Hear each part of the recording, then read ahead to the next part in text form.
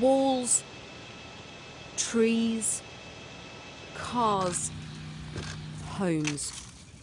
Little stands in the path of a tornado. This chain of twisters began on Monday. Some gusted at 140 miles an hour.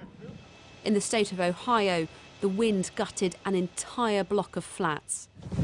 I was screaming, Lord help me, and I heard him say, Sue, we're coming, and I saw the flashlight, and the neighbor on both sides helped get me out. Oh my God, it's huge! So far, more than 130 people have been injured, and one man died when a car, whipped up by the wind, crashed into his home. A weather warning is in place across the United States, from New York State down through the Midwest and as far west as Idaho.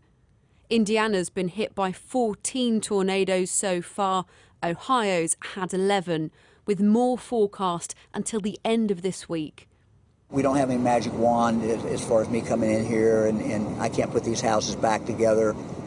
We have some understanding of what you're going through. We're going to do absolutely anything that we can, that you want us to do, that we can do to be of help. In amongst the carnage have been stories of incredible courage.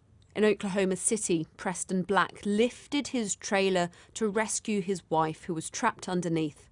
All the things that were smashing her, I pushed it up with both hands like a bench press. I pushed it all up. And to see her like that, it was awful, the worst thing I could ever see. Some states have declared major emergencies, helping them to quickly access money to start the cleanup and help those who've lost so much. Katerina Vitozzi, Sky News.